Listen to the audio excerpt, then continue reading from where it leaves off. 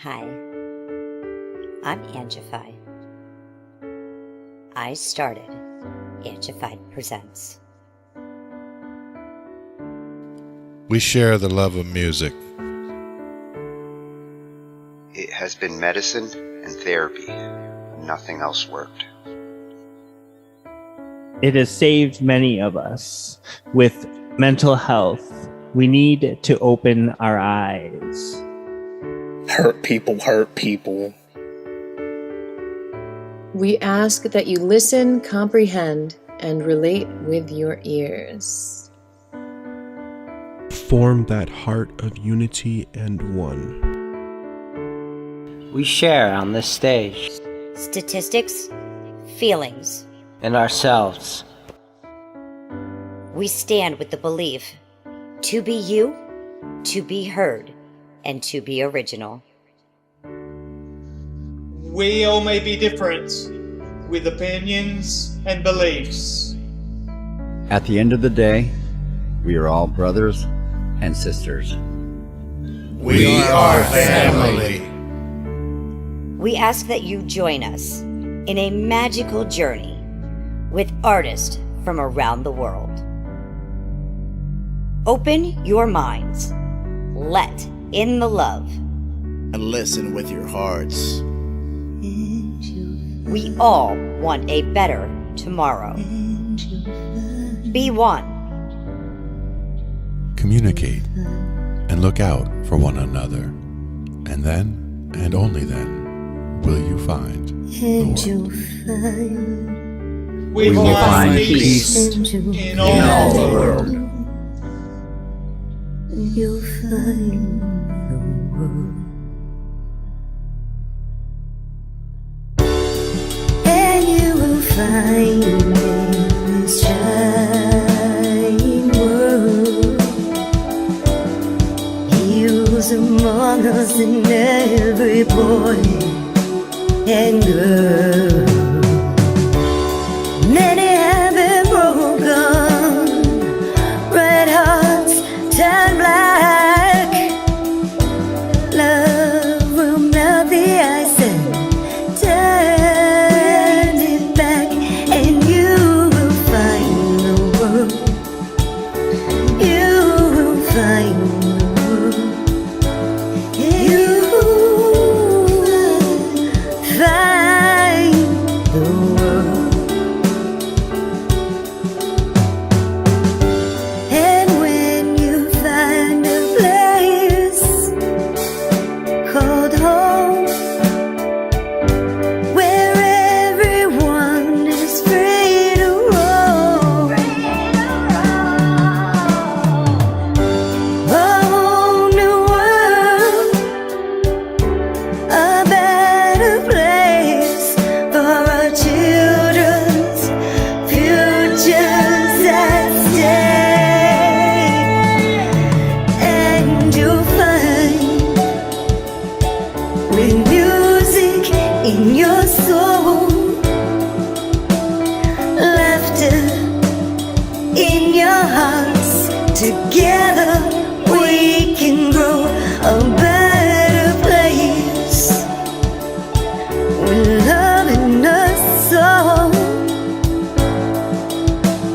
And you will find, together we can save it all. And you will find a place called home, where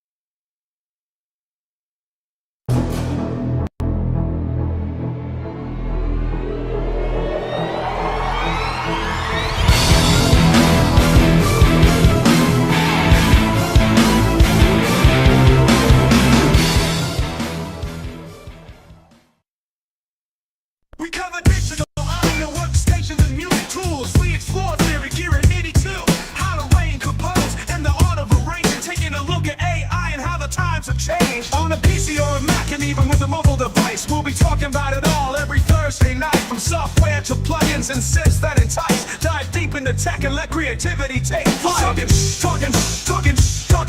IT. We're talking IT. Come and join in and have some fun. It's highly educational with a lot to learn. From bedroom producers to seasoned pros, we're breaking it down so knowledge grows. Whether you're a DJ or a beat making wizard, we got the tips and tricks to make your sound sizzle. Mixing and mastering, that's our jam. With the tutorials and tips on how much rap. Get the best quality from your setup and gear. Tune in every week and lend us your ear. We're talking IT. Come and join in and have some fun. It's highly educational with a lot to learn. We're talking IT.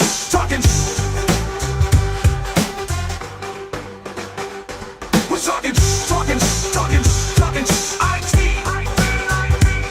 talking IT. Every Thursday night on Angified.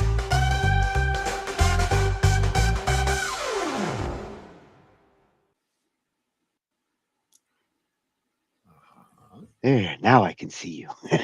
You can see me. I can see you. And we're in the new place. I New can studio. see. Still some changes for decoration and all that need to be made, but for now, this will do. Oh, it's looking cozy. You're settling in. Got my drums right here. Got my keys back here. Got my bass, my guitar right next to me. So I've got an acoustic I can reach. So everything's all right where it needs to be. All the essentials, and there's a cup of coffee to his side. Cheers. See? Never far from that, for sure. Well, tonight's episode was inevitably gonna end up happening. Yeah. We've spent years talking about it, especially me and Ange, when it comes to, our channels and how important our YouTube channels are in what we do, and the scary world we live in where there's a 3-strike policy that goes on with YouTube that you really need to know what's up. You need to be careful what you do, and anybody who just kind of shrugs their shoulders to it will probably end up in the same kind of situation that I'm now dealing with. And I wish I didn't have to cover this through real world experience, but it's something important to learn, and I guess I'm learning in real time now. As you know, my YouTube channel, the Tony Dumont one, my personal YouTube channel, I've had since 2009. It's where all my subscriptions are. It's where all my correspondence with other channels on YouTube. It's where I do it. 2 weeks ago, week and a half ago on Wednesday, I went to log into my YouTube and got your channel has been terminated screen. And that sickening feeling you get when you see police lights behind you or something? Oh, I know that feeling. Yeah. I had the same gut feeling when I saw that. I'm like, oh my God. And why? What confused me is I haven't uploaded a video to that channel since 2004, the beginning of 2004. So I'm like, what could I possibly be getting struck for? I haven't uploaded anything in over 2 years. So I went through the rabbit hole, got my details together. You'll be proud of me. I didn't overreact and go jump on and start sending nasty letters to people. I learned about what I'm dealing with. I learned about who I'm getting strikes from. And tonight we're going to go over that. I'm going to explain what did happen. But we're also going to look at some important videos, some things I found along the way to kind of help get some advice, to help understand some of the landscape that's going on out there when it does come to copyright and copyright strikes.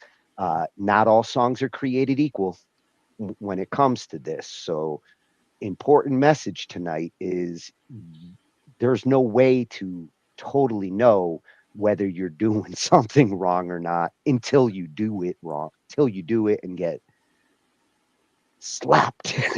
Not only that, but you might not even know until years later is what you just found out. So, you know, That's something that you did years ago that seemed fine, and all of a sudden it was fine for years, but now it's not so fine. That's what you're going to see when we go through the timeline. Here, let's jump to the IT cave. And now I'm supposed to be here. And I'll show you the videos we're going to be looking at. And then we're going to look at the first two before I get into the details, just so that we can understand what we're really dealing with here. And the most important thing that we're dealing with here is the DMCA. The DMCA is the reason why things like this are happening nowadays, and it's legislation that came out in '98 that was designed to combat piracy and people just putting up whatever they want all over the internet. They created a mechanism from which artists and rights holders could do something about this piracy that goes on. And piracy is the main reason for it. Unfortunately, good intentions do not always pave a better YouTube. So as we go through this, we're going to see what's good about this and what's being abused now because of it. And before I get started, I want to say I'm not blaming. I'm not blaming YouTube. I'm not blaming these artists. I'm not blaming anybody. I'm just trying to understand um, what all this is and where there's potential problems and where things are in the right. And I don't think that the artist that gave me the strikes, which I know it's not the artist directly, it's their liaisons. I don't think they're the ones that are directly like going after any of us. And I don't even take any of this personal because I don't think YouTube or the artists we're going to be talking about give a shit about my personal YouTube channel. I have 150 followers. I use it to actually watch YouTube videos, not really to upload videos anymore. I had all my original music on there. In 2019, I started karaoke therapy. I wanted to help people to learn songs and find a way to emotionally use, like, doing a song as emotional release, and that was the whole purpose of my karaoke therapy. I did thousands, Literally. 3,000 or more songs covering thousands of artists and bands.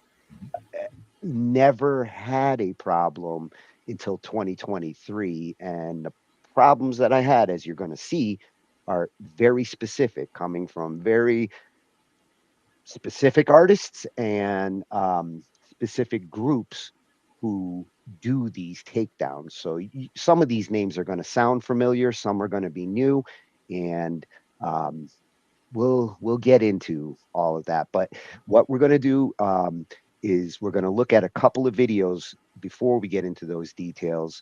The first one is just about what is a DMCA takedown and a guide to it. And for this one, Jeff, don't do it yourself. He provides a service for artists to go and find where their material is being used, and to go after people who are infringing or putting up material that the artist does not want up there. And that's going to be a key here. It doesn't matter if technically fair use and covering a song is not against the law. We can agree on that because there's 2,999 songs that I didn't break a law. But the ones that I do have to deal with, the artists own the rights to their music. So how they deal with this is different than when you're technically dealing with a Sony or a Universal, and even Sony and Universal will go after you for certain artists and certain material because they feel that these particular songs are no-nos. And you're going to hear a common theme on no, don't do this. Yeah. Cautionary tale. Yeah. So we're just going to take a quick look at what is a DMCA takedown and a complete guide to it. And then afterwards, I'm going to go right into this one from Eric DeLuca because it's short. It's only a minute, but it answers some of the question that I was like, I know a couple of the artists I'm not supposed to do because I've learned the hard way. But there's a lot of people out there who have also learned the hard way. And there's at least a small list that if you are covering songs out there, even if you're not putting them on YouTube, even on other sites, these are going to be the problematic ones. You're likely to run into problems. Surprisingly, I've covered all of these. I've only had a strike from 2 of them. And thank God it's only been 2, because if they'd gone after all my other covers, I could have got nailed with like 10 strikes at once for all these bands. And that's 3 channels that can shut down of yours. Yeah. And one thing, if I do manage to get my YouTube account back, and fingers crossed, I hope I do, I'm removing all my covers. Not just the ones that are problematic. I'm removing all of them, and it's possible I might just remove my entire BandLab library because I don't need this aggravation, and I don't know if 5 years from now any new artist who gets the rights to their song and decides now I'm going to start striking people, I don't know which ones are safe and which ones are not. And to play it safe, I'm taking Angie's advice and saying no cover policy. That's how we deal with it on Angified Presents. That's how we've dealt with it here with our channel. It's just the safer way to not possibly lose your YouTube channel. And the sad thing is that all of those covers, if you do remove them from BandLab, anybody who forked any of those, that's all gone, right? At that point? No, strangely enough with BandLab, even when I've had projects removed, because BandLab's done a couple of them to me, the forks don't disappear. So I don't get it, but yeah. I got my project taken down on BandLab, but the people who forked it still have their forks up. Irony. Okay. So after we do that, I'm going to go into the details before we go into this one, because Rick actually plays into some of the things I'm going to show you as I go through my strikes. And he's one of the champions on the other side of this when it comes to like how a YouTube channel fairly uses material for teaching, for history education in music. It's kind of hard to talk about music when you can't talk about it, you can't show it. And Rick has been around on YouTube well over a decade, providing great information, great history, music lessons, everything that's awesome about YouTube when it comes to I want to learn how to make music. And he got nailed hard all at once from multiple directions. So we're going to look at an excerpt of this video and the part where he describes, what happened to him and how he went about dealing with it. And I feel a lot like him. I've taken the kind of approach at this point that he suggests, and I'm glad that I didn't jump the gun. I really did want to get some advice from the YouTubers who have dealt with this. Mhm. Yeah. And also for advice, some of the people in the Zoom, when they first heard that I got this and what was going on, they were like, "Well, go to Miss Crystal," because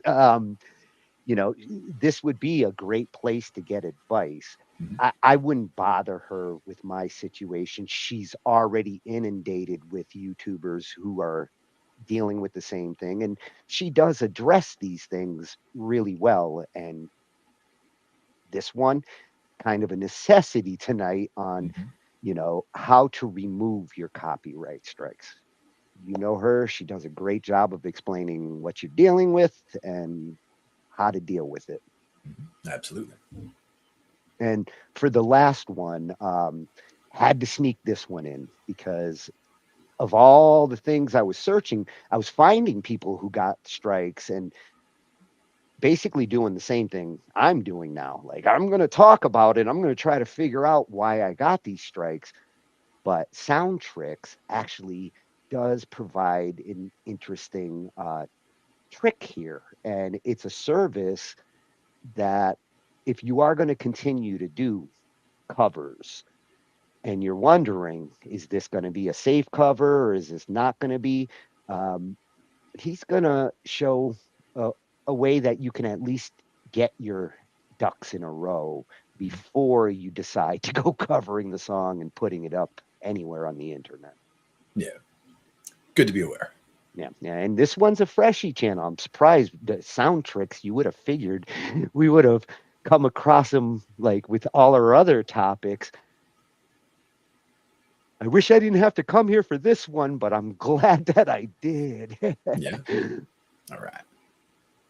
So to start, I want to take a look at what is a DMCA. What is the DMCA? And, when you get a takedown, which is what I've got here, why do you get these takedowns? Now, this is coming from an advocate for the DMCA. And straight up, I'm not against DMCA. I think it serves a purpose. And I want to see it work. But in order for it to work, we've got to figure out where there's abuse of it and where there's legit reasons for it. And tonight we're going to look at some of that. All right. So let's learn what a DMCA takedown is. If you're like me, you heard DMCA takedown and assumed it was some mysteriously named wrestling move. Unfortunately, we'd both be wrong. So what is a DMCA takedown and how is it done? What does DMCA mean? The DMCA, or Digital Millennium Copyright Act, is a U.S. copyright law amendment addressing how copyright applies to online content. The three main updates were protections for online service providers, which allows for owners to inform service providers of infringing content, legal protections for digital works to safeguard against hacking passwords or circumventing encryption, and banning false copyright information, which may prevent false takedowns. What does DMCA protected mean? DMCA protected means that the creator's content is protected by the DMCA copyright law from being stolen or infringed upon. This includes online media like articles, photographs, videos, OnlyFans content, online courses, artwork, audio or music files, software, and more. As of now, it does not apply to AI-generated content. What is a DMCA takedown and what does it do? A DMCA takedown refers to when content is removed from a website or internet platform at the request of the owner of the content. It lets a site owner know that what they're doing is illegal, that you are the original owner of the stolen content, and that you're aware they've stolen your content. It implies a threat of further action if the site owner doesn't remove the stolen content ASAP.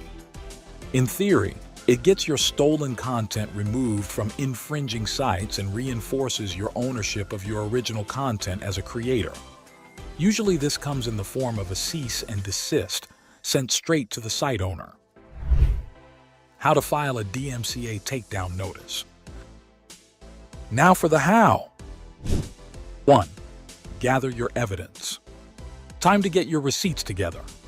Take screenshots of everything you can, including any behind-the-scenes footage of the creation process of the content. These will prove that you're the creator and owner of the content. Take screenshots of every site where you find your stolen content distributed online. Gather the URLs of all the infringing sites. Get as much evidence with timestamps as possible to show that the content was in your possession before it was shared elsewhere. 2. Contact the site owner. Got your receipts? Reach out to the site owner or the site's DMCA agent directly. Here's a template to get you started.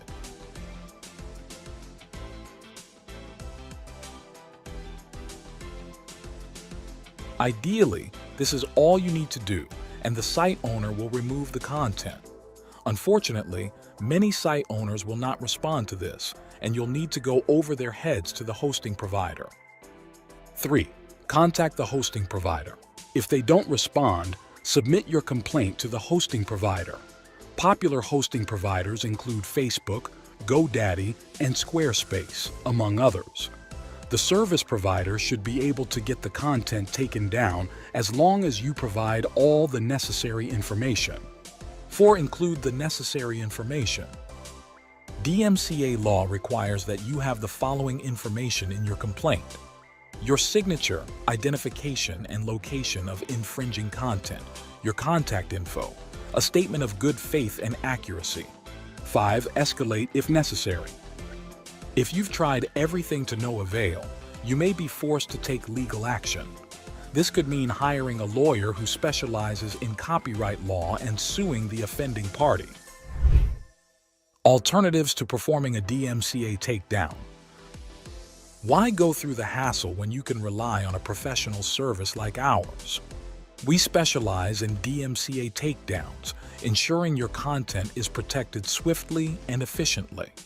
Our comprehensive service handles everything from evidence gathering to contacting the site owner and hosting provider and getting the listing removed from search engines. We offer transparent pricing options to suit your needs, whether you're looking for a one-time solution or ongoing protection. Let us take the burden off your shoulders so you can focus on creating while we protect your digital assets. Check out the link in the description below for more information. Is a DMCA takedown effective? A DMCA takedown can be effective if done correctly and with all the necessary information included. So there you have it. A DMCA takedown is a free and fairly easy way to protect your online content.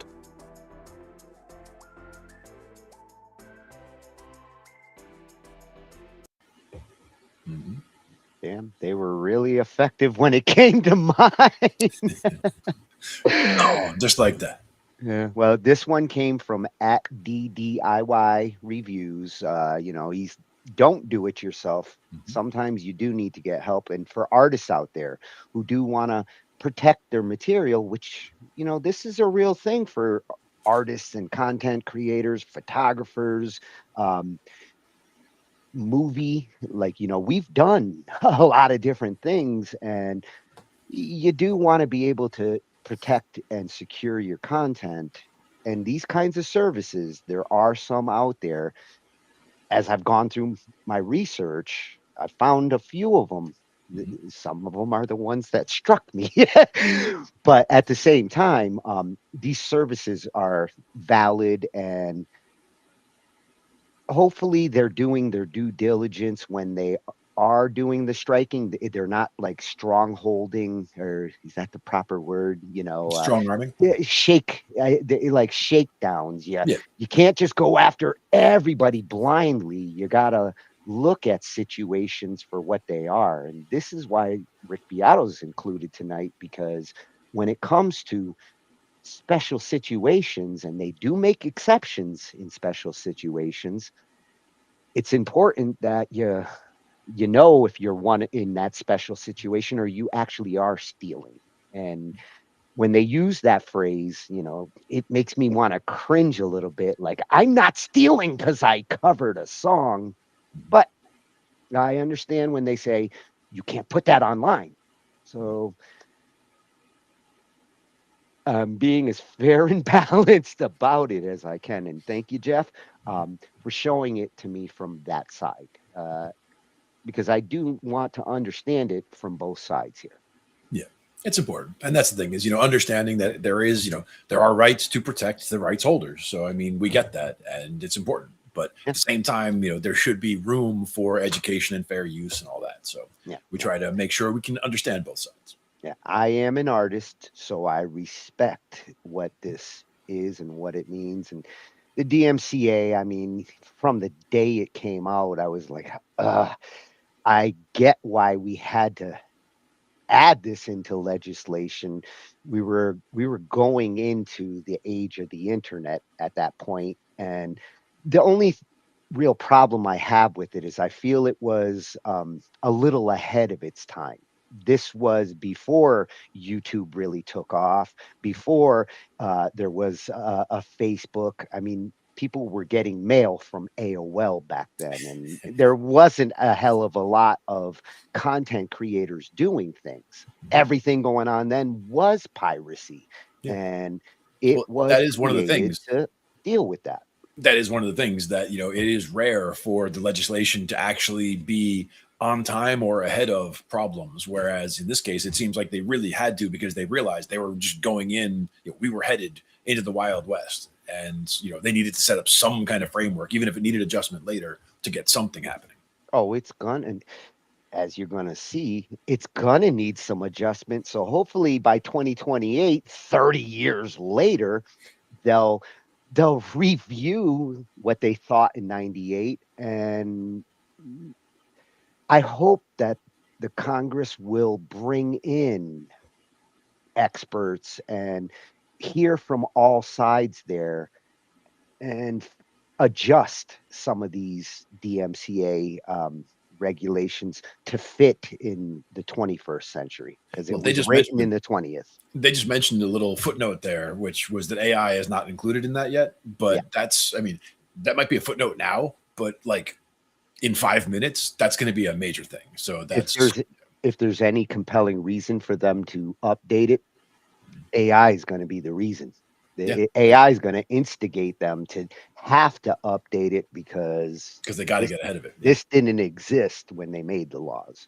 Yeah, well, and it's just so easy right now for anybody to just make a channel, in any style. If you have a particular band that you like, you could make a YouTube channel making AI songs of that style that's out there, and people will watch it, and a lot of people won't even realize, like, they'll be getting it fed to them because it's coming up from the algorithm. They're not even realizing that it's not even real stuff.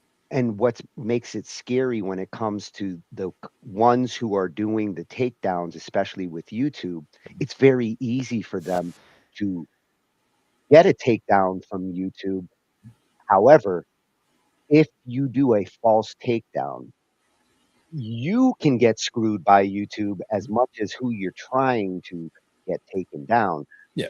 And that's why a false takedown is one thing, but if it's just a takedown, that you're asking for, whether it's valid or not, it's, as long as you have a legitimate, claim, that's the main thing. Like you're talking about, you have a claim to the music, saying, like he mentioned in the video, make sure you have your ducks in a row, have screenshots and everything to prove your argument, which on the other side, I've got mine tonight. But when it comes to striking over on YouTube, they take certain ones more serious than others. So Universal doesn't need to explain themselves to YouTube. Sony doesn't need to explain. If they say to YouTube, this no, YouTube doesn't even check anything. They will listen to certain takedowns with no questions asked. And some of the ones that I'm dealing with are those kinds of forces that will not get questioned by YouTube. even if I do convince YouTube that I did do this for fair use and I didn't do anything wrong, even if I get my account back, that's not going to change YouTube's attitude about UMG or this web shares that we're going to be talking about. They will continue to take strikes from them and not punish them for any miscalculations. And I don't know how I feel about that. I know I have to accept it, but leaves kind of a bad taste in my mouth if there's a million people that got taken down wrongly from a big company like that. I think YouTube should at least have a conversation with them about, like, you're making us do a bunch of work we don't want to do. The problem is that with those, let's say it was a million that got takedowns, of those million takedowns, some of those would be valid, right? So like the ones that are valid, that's, money coming in as far as what they're looking at. They're seeing that as revenue that's actually showing up. So to them, even if it only, even if it's a very small turnover rate, if it turns over any of them to become, monetary gain, then it's worth it. So well, my channel wasn't monetized and I've never made a penny off of music. And that's why again, it's not the, it's not the artist sitting there with his finger on the button like, oh, there's Tony's channel, bam, got him. That's not the way that works. It's just the algorithm caught it at this point. That's all. Yeah. Well, and the ones that are the problematic ones, this one's a shorty, but it's an important one. And I got the most important screen up there right now because when I saw it, some of them surprised me here. They're so popular and there's so many people. I mean, Led Zeppelin, like, this is my childhood. Like, I covered every single Led Zeppelin song from 1 to 4 because I wanted to learn them. And same with the Cars. I wish I could have covered more Jimmy, but trying to do guitar on keyboards is you need the real guitar part for that, for sure. Yeah, but this one's a useful one for me just for this list. And Eric DeLuca at Eric DeLuca Music One, thankfully provides us with a nice, quick. These are problematic, and people have reported problems with these. You see on his channel, he's covering a lot of this. So Eric, I will be back because I'm still doing research before I do my contesting to YouTube. I want to make sure I know what's going on out there, and this really does help. Mm-hmm. Yep.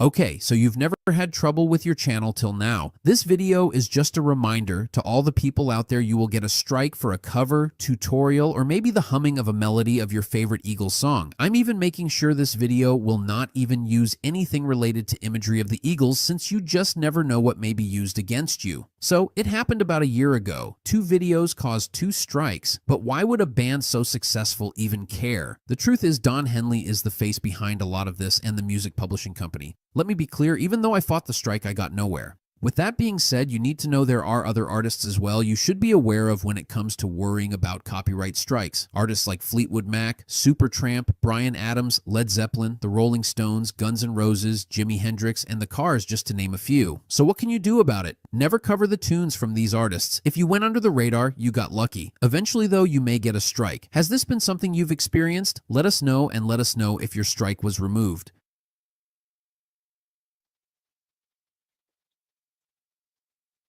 Yes, this is something I've experienced. Exactly. And 2 of those names are what we're going to be talking about. And like I said, no offense to the artists here. I actually am very much in agreement with the mentality behind these 2 artists. We're going to talk about how they're approaching it a little bit, but I just want to say up front, what I'm going to talk about here and these artists is not like to slander anybody or criticize how they feel about this issue. I'm mostly in agreement with them on their feelings about artist rights. And the two that we're going to be looking at have very strong feelings about artist rights. One has gone in front of Congress to talk about it, and the other one has gone in front of a Canadian congressional committee from Ottawa to help try to fix how Canada deals with artist rights. And I really do believe like what he's fighting for and championing there is super important. Like I'm behind the fight there. One thing I will say about both of them, I think their intentions, if you go look at the testimony, which I'm not going to show any of that tonight because I can't take a chance on that, but what I realized is they're both very concerned about young artists. They're concerned about how easy it is for the record companies and the big wigs to take from the artist rights and hold them and control them. And a lot of young artists kind of get screwed coming into the industry. And especially in the case of Brian, I know that's one of his primary missions is to try to help young artists to not lose the valuable intellectual property that you're creating at that time. Yay, I got a record deal. Here's my soul and all my rights to my songs. Brian went through a very long, hard battle to get his material back. And to be fair, he really got screwed multiple times. Back in 2008, there was a fire in one of the record keeping buildings where his music was being held, and he lost the masters to a lot of his old music in a fire that they were responsible for, like protecting this property. And ever since then he seems to have been, like, I need my rights back and I need my masters and things. Good for him. I would have felt the same way if they went and said, oh, your masters got burned, sorry, our bad. That's where, to me, we've both worked in, network security and, been the guy handing off the box of tapes to get them off site. It's like we have the stuff in a box of tapes off site for a reason, because if there's a fire, that box of tapes is somewhere else. And when that box comes back, we can get that stuff back. If you're talking stuff like this, that's technically worth millions in irreplaceable. You put them in fire safe boxes. Even multiple if there is fire a safe, fire, like multiple fire safe boxes boxes will not burn on different locations. Hey, on different locations. Hey, Got to do it. So now we're going to get into some of the nitty gritty here and what did happen for me. And I'm going to blow this up and we're going to tuck ourselves down here so that we can see it. Look, Glenn, I'm on TV. All right. So this is just a slideshow of the details to my strikes and what caused my channel to get terminated on the 17th. And this is my tube, YouTube. This is the one YouTube I've had since the beginning of YouTube. It's where I go to watch things. It's where I subscribe and I like. And I got to say, it sucks watching YouTube right now and I can't click the like button. I can't put a comment in anything, and I can't subscribe to something that I might want to check out more of. And Glenn, you know me. I find new channels every day. Like Ange throws all sorts of shit at me that like I want to subscribe. Well, now you also have multiple personalities in terms of YouTube, so you technically could subscribe, just not as you. Well, that's just it. My other Google accounts are tied to different business presence. So if I start YouTubing on our Talking IT YouTube, then when you're going to look at it and all those cool things that we see from our YouTube, you're going to start seeing all the crap that I go through, and you're going to be like, no, I am not going down these conspiracy rabbit holes. I don't care what's going on with aliens, and no. So Oh, sometimes I'm you not check going it to out also because it's ruin. good to I'm be not going to informed about ruin these my things. business YouTubes using it to do my personal YouTubing, and I shouldn't have to. This one is tied to my TonyRDumon@gmail.com. It's the only personal Google account I have, and it's been that way since 2002. So now that I've been terminated on YouTube, basically the rules are is I can never create another YouTube account with that Google account. So unless I get this fixed, my only personal Google account will never be able to interact with YouTube again. It's a forever strike, forever rule. And here's what happened. And we already know that, like they say, 3 strikes in 90 days. That's been, the norm, right? 90 days, don't get 3 strikes. Otherwise, you're in trouble. That's not what happened here. So to start, this is what I saw when I logged in that Wednesday, the 17th. And I'm like, what's going on? Where's all my YouTube thumbnails? And seeing this doesn't really tell me much of anything. It just says my account got terminated. The verbiage alone sounds horrible. I got terminated. Like it's intimidating wording here. You have been terminated. Yeah, and what I can do is I can submit a counter notification. I'm working on that because I have to appeal to YouTube. It's my best chance of getting an appeal. Hopefully, YouTube doesn't consider it like a waste of time because then they'll just spank me harder. But um, the second option is to contact the claimants and ask them to retract the removal. And as you're going to see, 2 of these strikes are 2 to 3 years old, and the people I have to contact there likely couldn't remove the strike even if they wanted to at this point. It's that old. In the case of Universal, they've changed ownership. They're now owned by a different entity. So chances are me contacting them with no reference ID, nothing for them to go and check their strikes with YouTube. I don't even know how I would begin to ask them to take care of my first and second strikes because they're from 2023.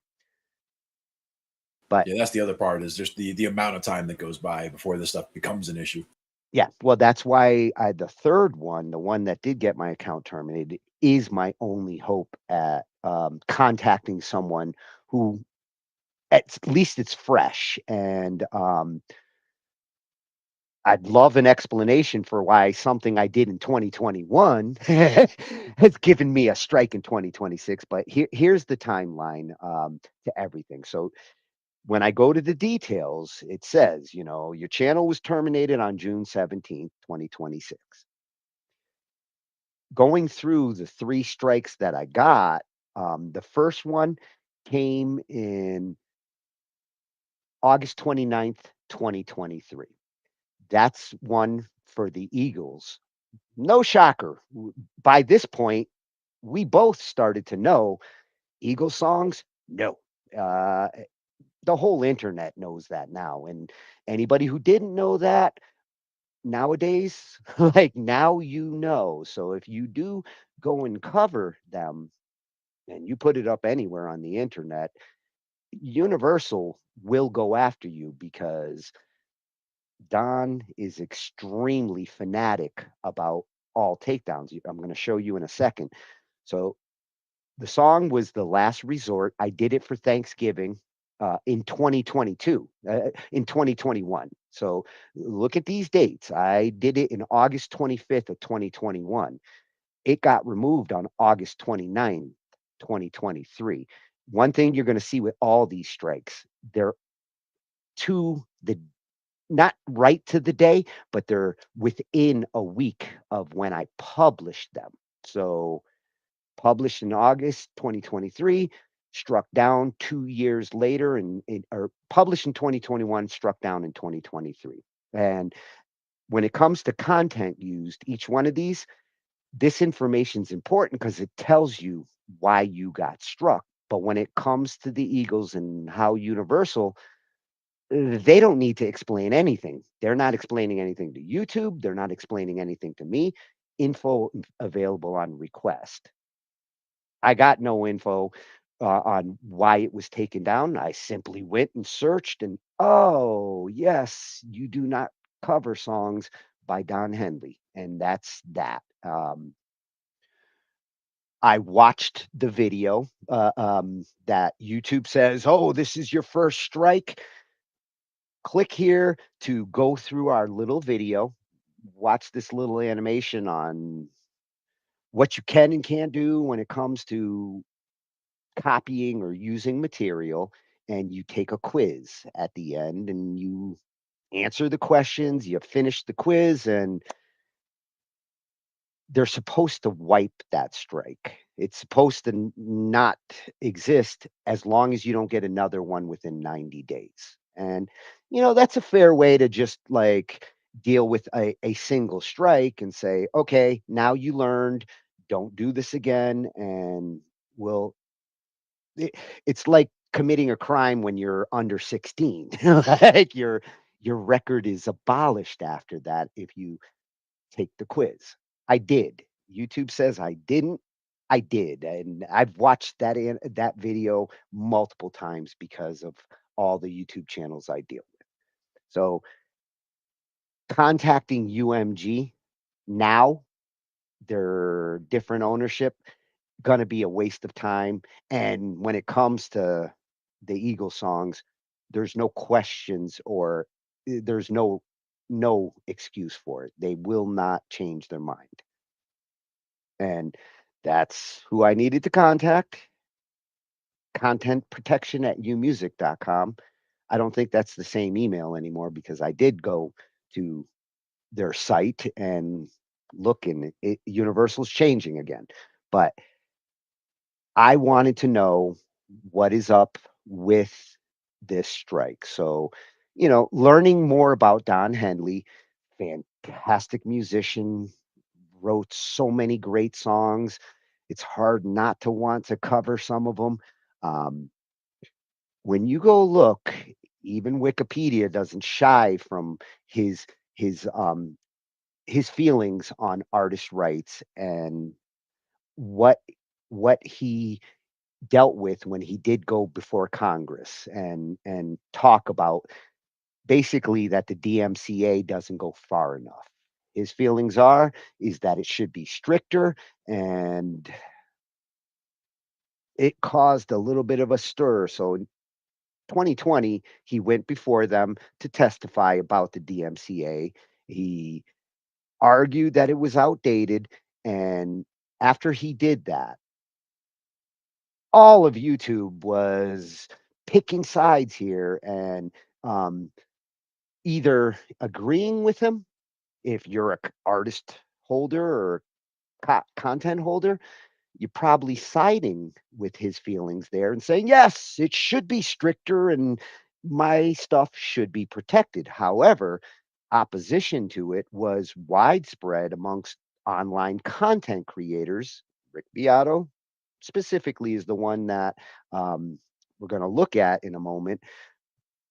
And what he said, as far as Beato's opinion on it, was, when it comes to fair use and education, normally this is where like music and copyright tends to make exceptions, especially for educational outlets. And there's no denying that Rick is an educational channel. It's all about educating people in music. So Henley is known for taking down online content involving music for which he holds copyrights, doing so even when the content in question is considered fair use. He does not care. And Universal is happy to oblige him because he's the one who owns the rights to these songs that they're putting the strikes out for. So, you know, Beato said Henley has been responsible for manual takedowns of instructional videos teaching others how to play Eagle songs, despite such educational material falling under fair use protection. So even though you got a legit argument, fair use can be a legit argument, not when it comes to these songs. It's important to understand that you are not going to change their mind when it comes to They him. drew a line in the sand. Yeah, and again, I respect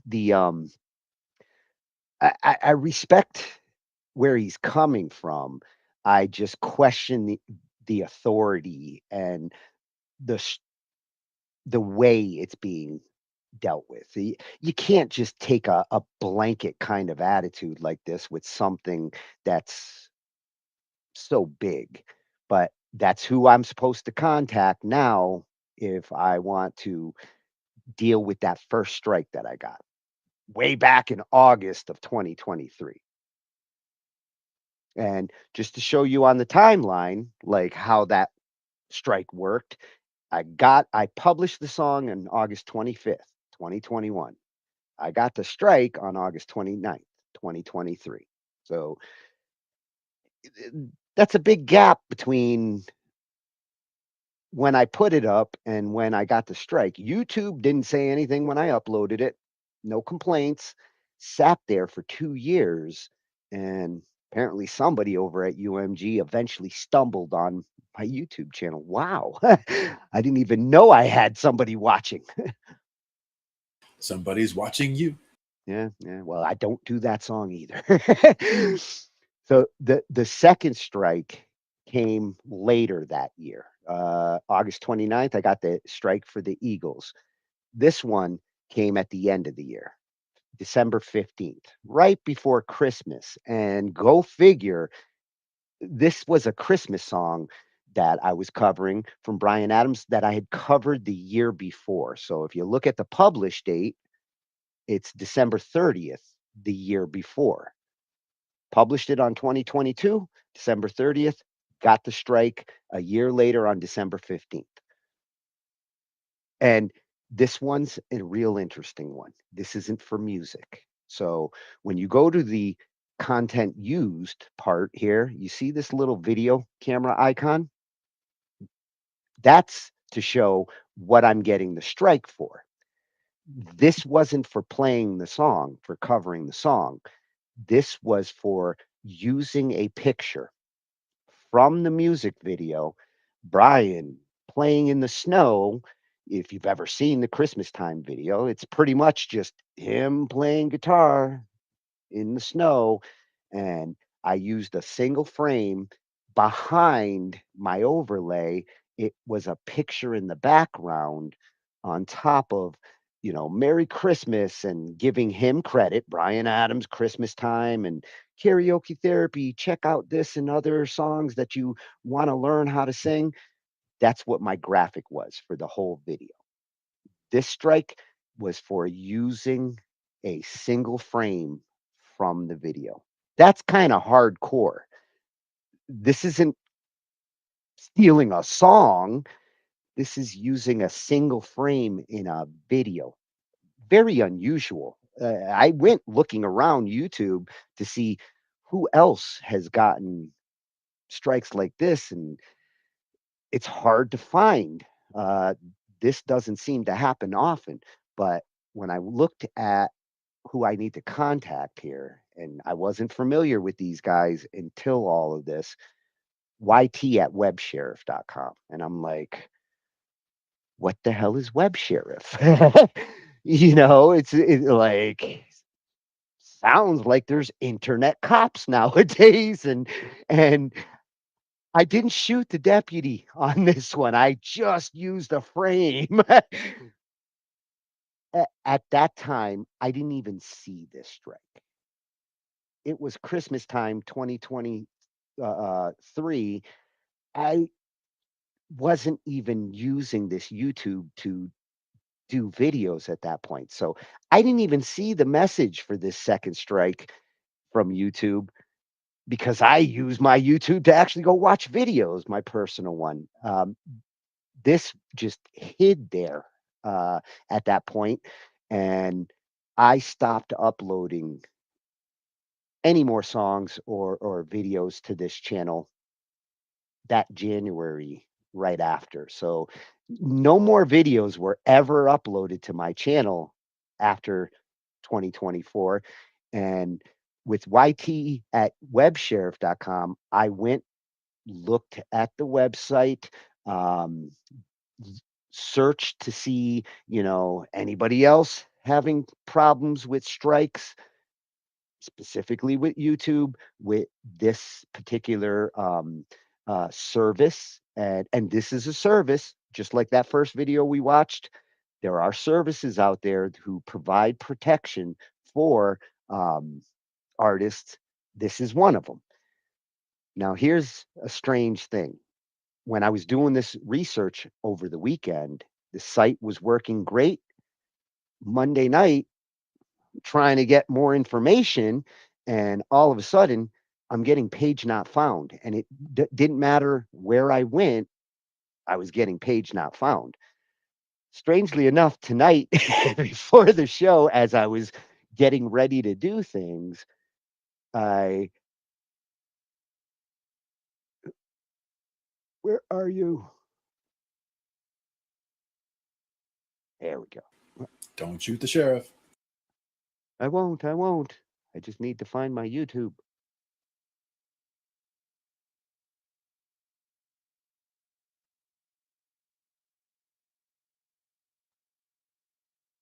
Okay, we got moved. That's what happens. So when I logged on tonight, the site's back up, which I'm glad that it is because I didn't want to show like a page not found. That already was disconcerting to me. Like, damn, I'm gonna need to contact these guys. Their their page isn't even working right now. What's my chance of contacting them and getting any response? Well, I think even if I do contact them, this service, again, useful service. If you are an artist and you do want protection, these are companies that offer services for this. And if you look, music and video protection, movie and TV protection, YouTube optimization, they're consultants. They're also willing to go do these takedowns for the artists. And, depending on how you want to protect your content, you might want to check out them or one of the other companies that are providing these services if you really want to make sure nobody is using your material unauthorized. And here you will get that service. And what's kind of interesting here, when you go down to the bottom, and copyright photography appears by kind courtesy of Bryan Adams. And come to find out, Bryan is also a photographer. So again, Bryan, I love you even more because it turns out you're not just a great musician, you're also a photographer. Hey, I was too. Like, I relate with you, but I don't understand why I got a takedown for this second strike because of a picture from a video. It just seems like this strike should have never even happened in the first place. And I'm going to try to contact them. I'm hoping that what I'm talking about here tonight, like I can at least tell them you don't have to watch tonight's episode, but just know that I felt bad about getting these strikes, and I went and learned. Like, I didn't need YouTube to explain it to me. I went and learned on my own. I learned what Web Sheriff is. I learned what they're doing. Um, I hope maybe I can get them to fix this, but I'm not holding my breath. Agreed. So Easy for them to strike it, but not so easy to get them taken down or get the yeah. strikes removed, I should say. Yeah, and you're going to hear about that when we bring up the Rick video. But the timeline for this second strike, published on December 30th, 2022, struck on December 15th, 2023, second strike. 97 days between that August 29th strike and my second strike. So technically, I'm not in that 90-day window that should have caused any problems when it comes to YouTube. That's what they've been saying for years now. 90 days, you can't get 3 strikes. So, yay, I didn't do that. But this is where December 17th this year comes in. So, I went on YouTube, I saw this, and June 17th, 2026, third strike across 5 years, not 3 strikes in 90 days, just my third strike on this channel spread across all these years. Published on June 16th, 2021. So June 16th and June 17th on the strike. At this point, I'm curious, why are the anniversaries or the time around when I put these videos up, why somewheres years later on these days, very close to the original published dates, is this video getting attention from someone who decides to send me a strike? So I'm like, wow, Bryan Adams heaven. This is one of the best songs ever written. I'm a piano player, and of course, I'm going to cover this song because it's one of my favorite songs of all time. I did it as a request for a young singer who wanted to learn how to do the melody. And, with my instrumentals, I do the melodies so that can help them get their timing, get their pitch. This one was a request. Was happy to do it because I love the song. Yeah, I love the melody. I love the melody line that you add for that too, because that does give you the option to, have the vocal timing and the vocal melody there for you, or you can have it out. Yeah, and it did help her. It helped her with her timing. It helped her with her pitch. I'm glad to do that for people who want to learn. And when we look at the content used here, you see the musical note symbol. So just like the first strike, which the first strike wouldn't tell me it was the music, technically it just was Don Henley. It didn't matter if it was music or not. For this one, that little musical symbol says this strike was for covering the song. And look at content found in entire video. So my third strike was for covering the song. I didn't use any original recordings. I played the piano parts on my piano and I did the MIDI parts on my keyboard, rebuilt the whole song. But you cannot do this song anymore. And this one, you can go search YouTube and just search for I Got Struck for Heaven. You're going to find artists all over YouTube who, over the last 3 years, have had the same situation. And there is actually a reason for it. As I did my homework on Bryan, because I really needed to understand, and I'm really glad that I did. Bryan has gone through a lot in his musical career, and in that time, like I said, he lost original recordings from a horrible fire back in 2008.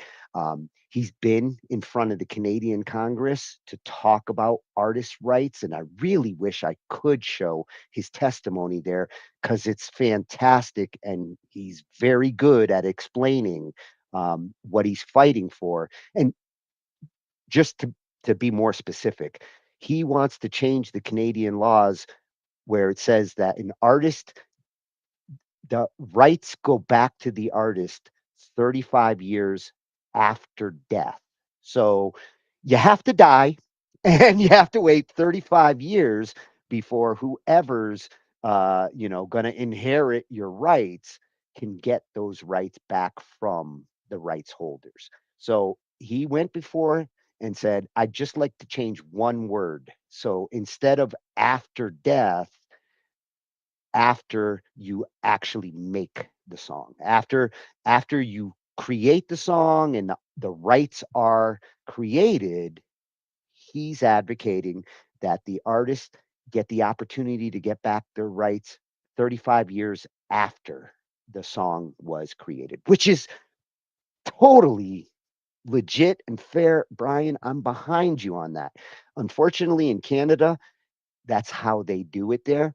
The United States doesn't do it like that. It's a 25-year thing, and it's not after death in the United States. So yay, we're a little cooler when it comes to the legislation, but it's still a problem for artists to get their rights back, regardless, for a long period of time, because the rights holders really like to be the ones controlling this. And those companies that are the rights holders, their argument with all of this is that if the artists get their rights, they might go off and not deal with them responsibly.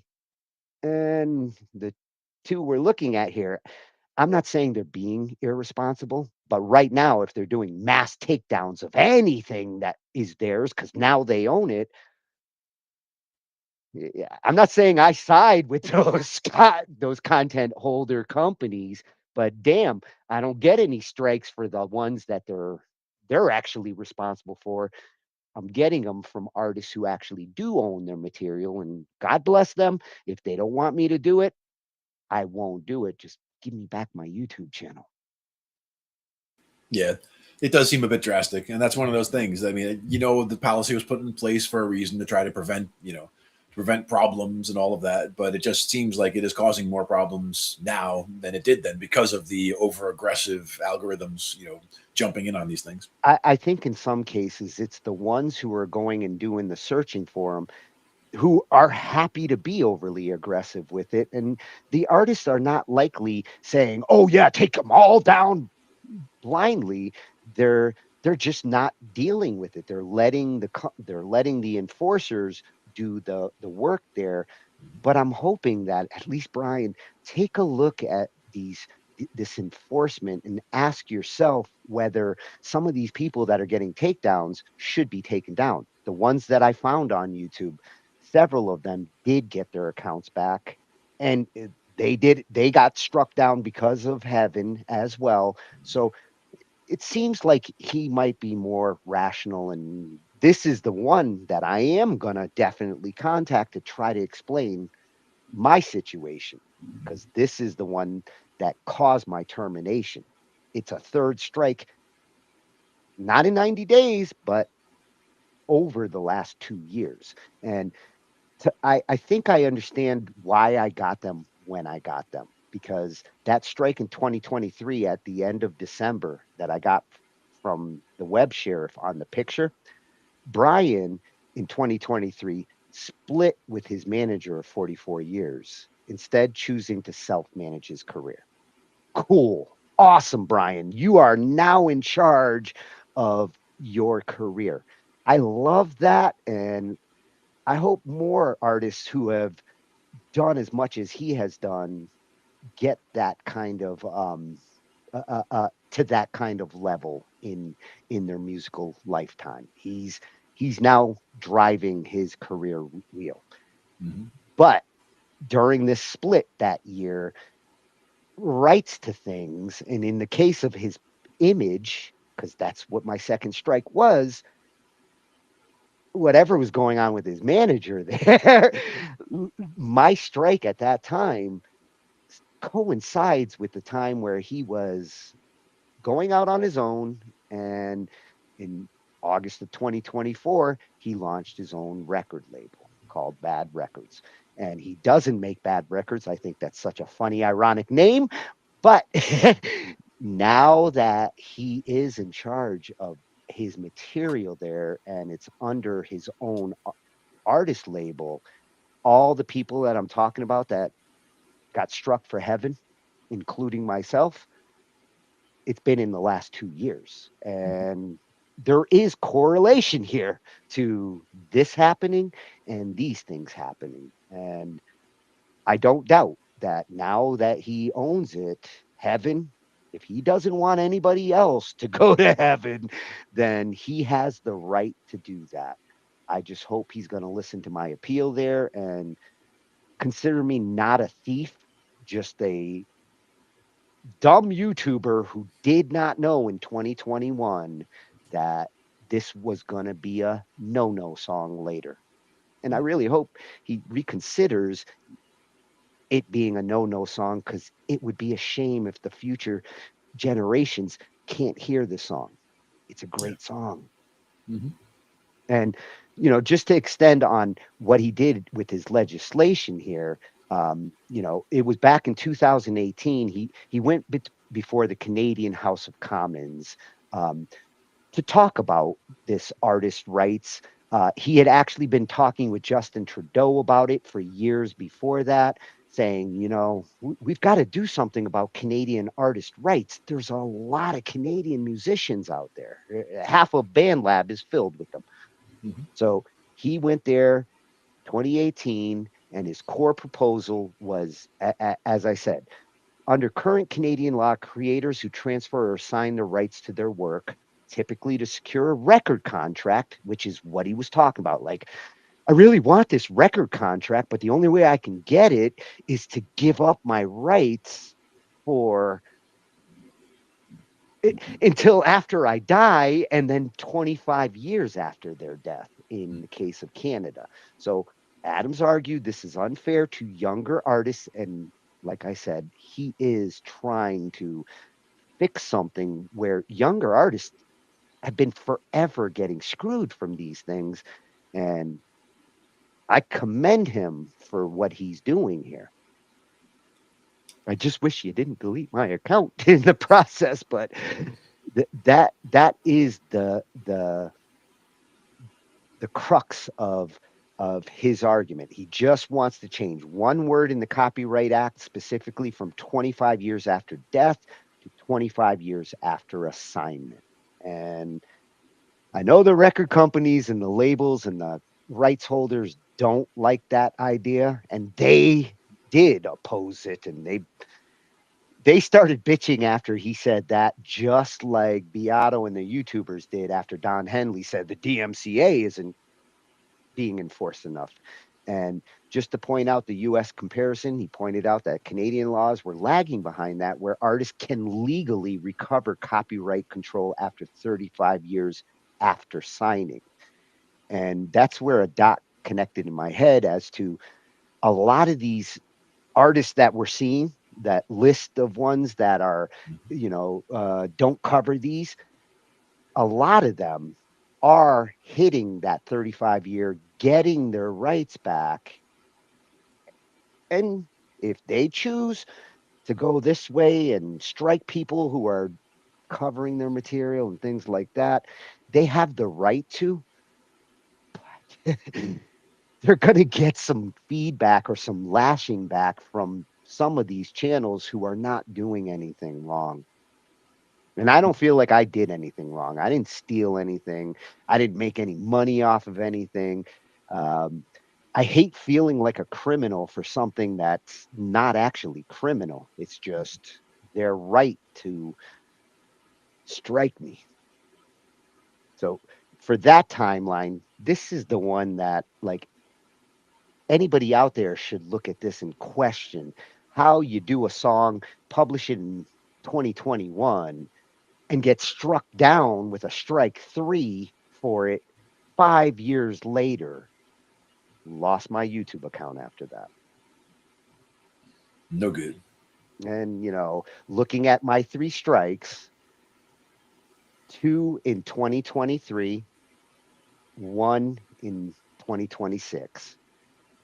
Technically, that is 3, but there's no 90-day involved here. And those 2 in 2023, just a side note, what were we going through in 2023? The writer's strike, the Hollywood strike. The whole year was filled with people striking for more money. And for the most part, they were doing it because of AI. But all these copyright strikes that were going on YouTube were also going on that year. All the ones that I'm looking at of people who were getting struck in the last 5 years, they all were dealing with that in 2023. It was an extremely problematic year if you were a YouTuber. Mm-hmm. Yep. And I don't think it's a coincidence. I do think it's all tied together. Now, to go back to which one? Back to here, because I do want to get to Rick's story. As far as the one who has at least kind of helped to combat some of these misstrikes, is what I would call them. And I think that's how he feels about them too. He legitimately can argue fair use. He's educating, and in most cases he's not playing the whole song, and it's all parts. And now we're going to get to this part. You know how Rick is when it comes to teaching. And for this one, I took an excerpt from the video because it is a long video, but I recommend everybody check out his story here, because a lot of the other YouTube channels who are dealing with this, they jumped all over this. You can find their feelings about what Rick went through and what he had to deal with. And thank God he did manage to get it fixed, but it was not a pleasant experience. Mm-hmm. So let's take a listen to what happened to him and how he approached it, because this is the advice that I'm using right now to not go crazy and piss off YouTube even more with a giant page of ranting. No rant. I know tonight seems like a rant, but that was all details. Mm-hmm. Anyway, so my copyright strikes are both gone now. Now, some people think that I should deal with them a particular way, that which I never have done. I said it in the video that I haven't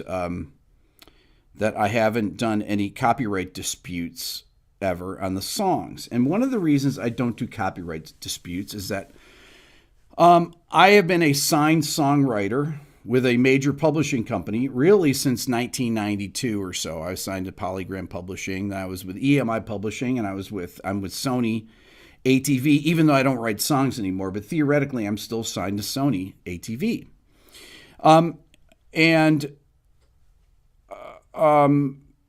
It's just kind of a thing that I have about songwriters and using people's songs, that I just haven't claimed them. I know how to go through the claim thing, but the claim process, but I don't do it. The beef that I've had since the beginning of my channel is on blocking. What's up, Renzo? Has been on blocking. That's kind of been my stance that I've taken on YouTube, that I am anti-blocker. But people can block videos if they want to block videos, right?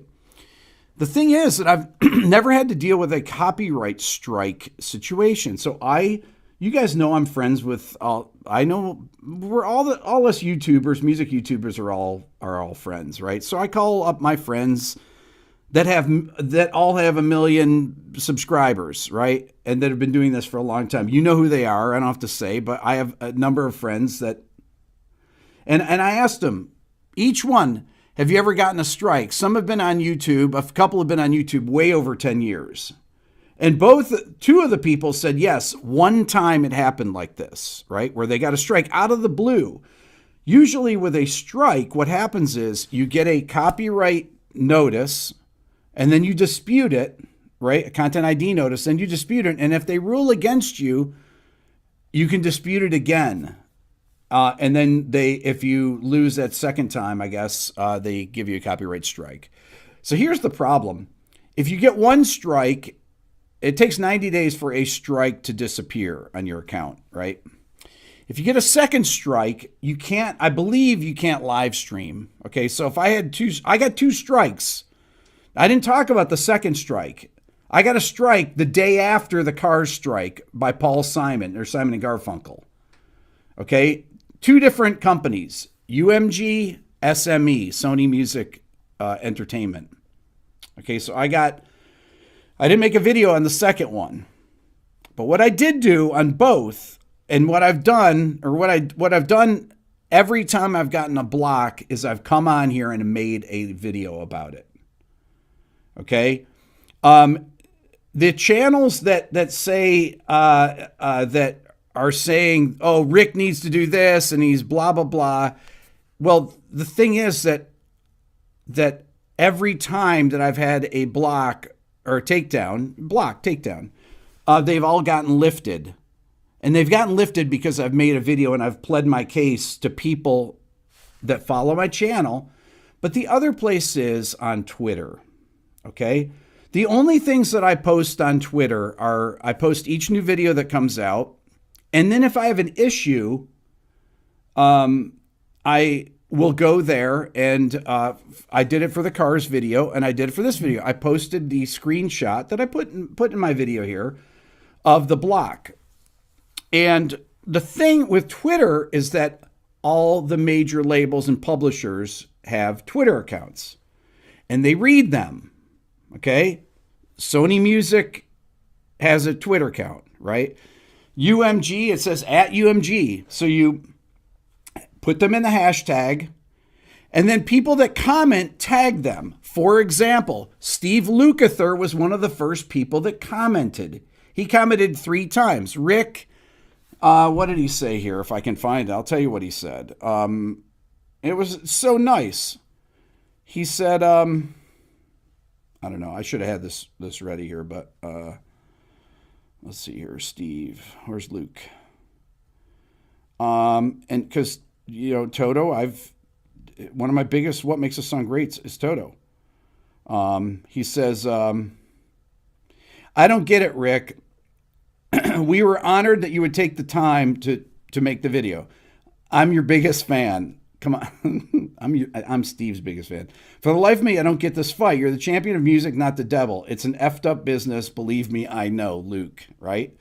And he tagged UMG and Sony. Well, so did a bunch of other musicians, well-known musicians, tag them. When people of that stature and just anyone that's commenting on Twitter tags these things, they see it. So the first strike was lifted within, I think, 5 hours. 5 hours after I made the video, the copyright strike was gone. Not only was the copyright strike gone, but the video was put back up. Okay, now that video was on trending last night, which is kind of strange. People are like, wait a minute, Rick, this video's the video's back up. I don't understand. It's very confusing. So it's anyways, but so that by all of you viewing the video and sharing it with people, and it creates a social environment where what I'm trying to think of what the term Aaron used. Actually, he said social pressure or something on the record. I mean, you have to fight for this stuff, and you don't fight through the. You can do you can go through YouTube and create a claim, and then it can be 30 days before they do anything, or you can just make a video about it and say, this is the problem I have with it. And I think it's outrageous. And I've done that through my entire channel.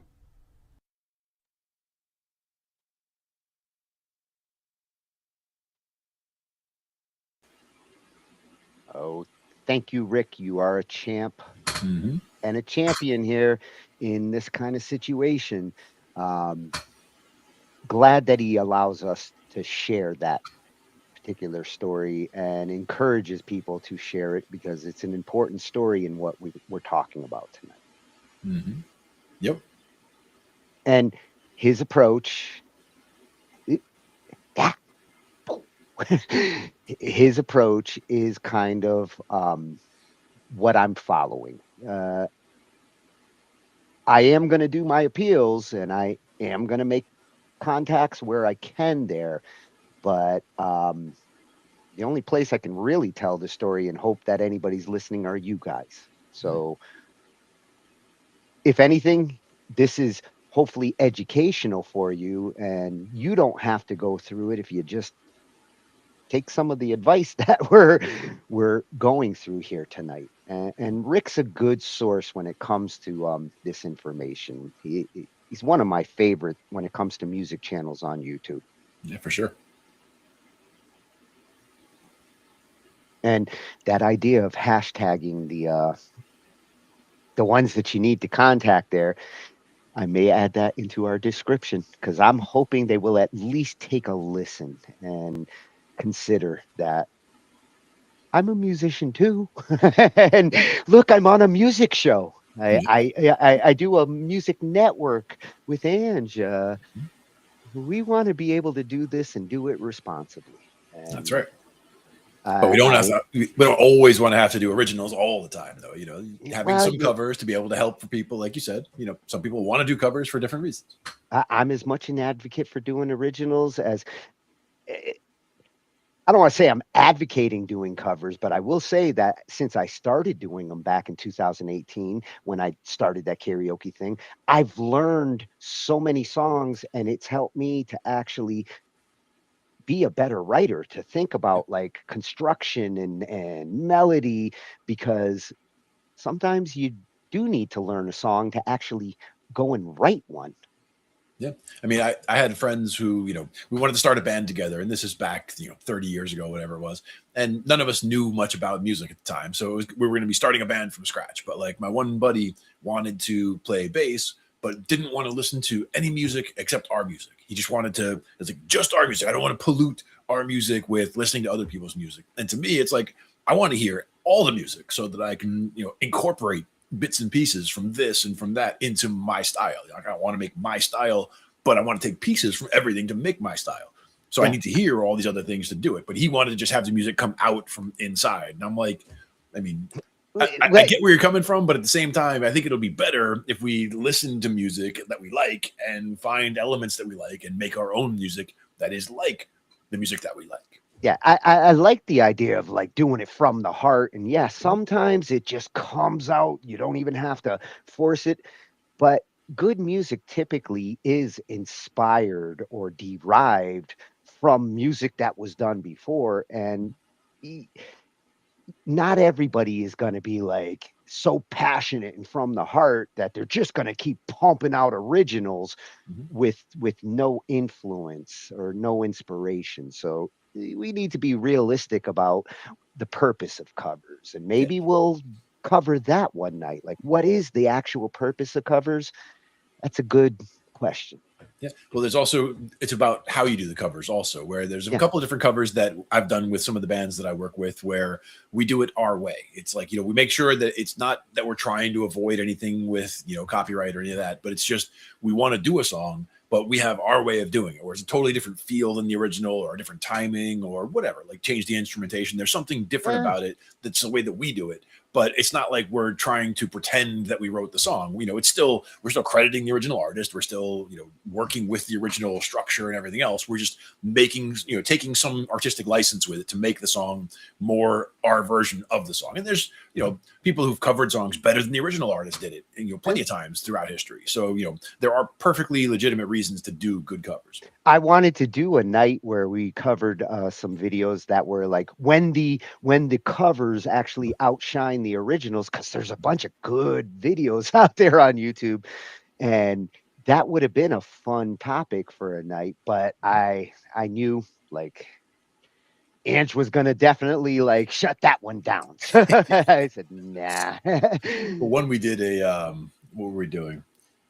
there's a Bob Seger song that we were covering that Metallica also did, right? So there's Metallica, like Bob Seger wrote it, Metallica also did the song. We're sitting there covering the song, right? So we're doing the song. At the end, somebody in the audience is like, "Oh, I've never heard a Metallica song done that way." And you hear somebody in the back going, "That was Bob Seger, sweetheart." It was like, "Yep." Now we have to turn the page. Exactly. But that's the thing, is like we did that same song, but we do that with like, it has a much more like almost a reggae feel going on with the bass part and with the drums and everything. So it doesn't sound or feel like the original song at all, but it does have those elements that you can definitely connect it to the original song. But it's everybody's like, "Oh, I like this, a new treatment," all that. Well, and like you said, as long as they're giving proper credit, and it's not hard to be responsible when you're covering, and be a little humble. Be a little humble and admit where influences come from, and what you're doing. And as long as you're doing that, you really aren't doing anything wrong or illegal up front. If you do put it on like a YouTube or anything like that, do not use anything from the original recording, because that is a guaranteed you're going to get a warning from YouTube. And it might be worse than a warning if you're using the original recording for the whole thing. Even if you're just grabbing drums using a stem splitter, if you're using original recordings, they've got fingerprints of all of it. So remake your music, reproduce it and remake it. Some people also listen to things too loudly in their headphones, because we've had talks where like I've had my headphones a little too loud where you can hear something bleeding through my headphones into the mic. If you're listening to the real song while you're recording, some of that could bleed through, and it could be enough to trigger those fingerprints. So that's a good point. That's where sometimes you might not even realize, like, I didn't use any part of the original, but it could be just hanging out just under the surface where you don't detect it, but the algorithm finds it and grabs it. Yeah. Well, Rick, always a pleasure to go here, and this one fits with what I'm dealing with, the advice. I'm going to do it the Rick Beato way, because I think for me, that's the way I am. I'm not going to sit there and deal with like what he's dealing with like that and have to go contact it's too much work, and he already works hard enough with what he does. Yeah. And for me, it's like I do so many covers just out, doing things like, I'm out playing at an open jam here. I'm out doing, a house band, whatever there. Like, we're doing stuff, and it's just, we do cover songs. Somebody wants to jump up and play guitar, and they just call a song. And say, "Hey, do you guys know X, Y, Z, whatever?" And, they can call whatever song they want. If the other people on stage can do it, I'm like, let's do it.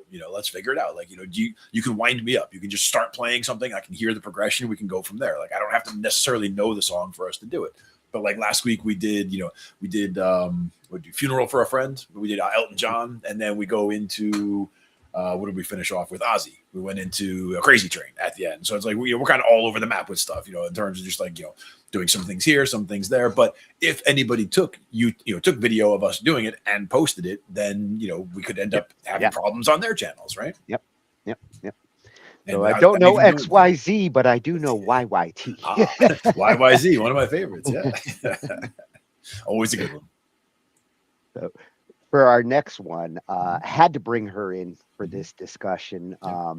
Especially this video is a good general advice for this kind of situation. And I did want to contact her when I first saw the details on this strike, and I'm like, has anybody else been struck after 5 years and not in 90 days? And I'm sure there are some use cases out there, and she's probably the one who would hear them, because a lot of the bigger channels, if they are running into something like this, she's a good go-to for getting advice from. And she did cover the Rick Beato situation really well, and I'd recommend, after watching Rick's video, to check out her analysis on it, because it's great counterpoint to the situation. Mm-hmm. Yeah, always good to hear from Miss Kristen. Yes, and I will put the other links. She's got 3 good websites. Her Miss Crystal Live, where her music is, or Delgado Entertainment Law, and Top Music Attorney. And that's where we're getting this one from, at Top Music Attorney. And she has been advice on us for all this crap with AI and everything else that's changing in the musical landscape. But for this one, she nails what I wanted to know tonight before I start writing my letters. Her advice is as important to me as Rick's. Yep. Get that strike removed. We previously released a video on this channel having to do with the fact that Rick Beato had received his first copyright strike on his channel, and we actually did a reaction talking about how Rick was dealing with it, the fact that it was kind of traumatic for him to go through. And in that video, I broke down kind of what do you do when you get a copyright strike, what are the remedies. Now, that video was like 25 minutes long. I'll link it down below if you want to watch it. But because this is information that every single artist, record label, record business, anyone who has a YouTube channel needs to know, in today's video, I'll be breaking down how to get a copyright strike removed.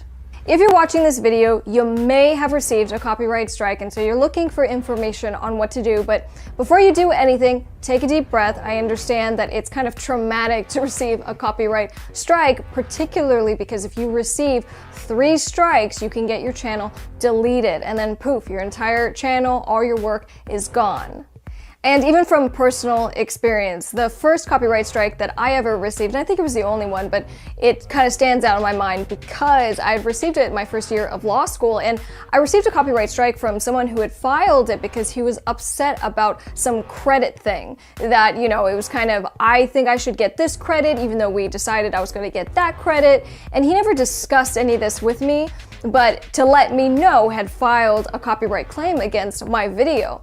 Now, of course, I went through the steps that I'm going to discuss in this video to get it removed, and I did get it removed, but nonetheless, it didn't feel good. It was scary, and then quite frankly, I was kind of mad about it because you don't file a copyright claim if you don't actually have a copyright claim on someone else's video. So let's get into the actual steps of what you do. Number 1, once you've actually received the notification saying you have a copyright strike, it tells you who filed it. And sometimes it might be a little bit general, it might just be kind of a company's name versus actually saying an individual that you can get into touch with. But what you want to do is you want to then go and find kind of the general contact information for the legal department typically. If you're going to call some general line, you're probably going to get a rep person who doesn't really know anything about kind of the legal stuff. You don't want to talk to them. You actually want to try and get in touch with the legal department. And most often in that actual notice, it would have been provided to you a name as well as an email address. And the reason that all of this matters is because what you need to do is demand a retraction. And you can do this one of 2 ways. You can demand a retraction by actually just emailing or maybe sending a letter yourself to the company or person who filed the copyright claim against you, resulting in the strike. Now, in my example, I knew who the person was because they had actually worked on the production, and so I had the email, and I, private communication, sent an email and said, hey, what's going on? How do we resolve this? Because they can voluntarily decide to withdraw the claim. So basically, this first step is try to informally resolve it by demanding that retraction.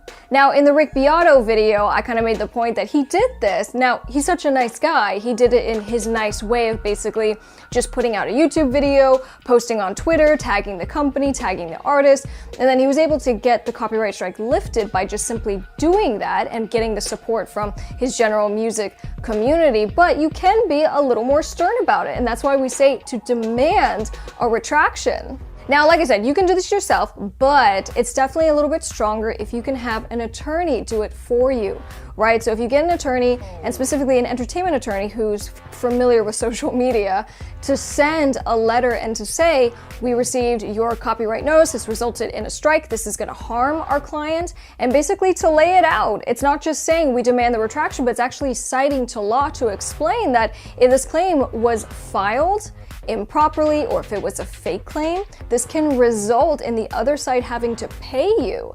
So having a lawyer kind of explain that in a letter can be pretty powerful. And if and when you aren't able to get the other side to voluntarily pull back that notification, you're going to file what's called a counter notification.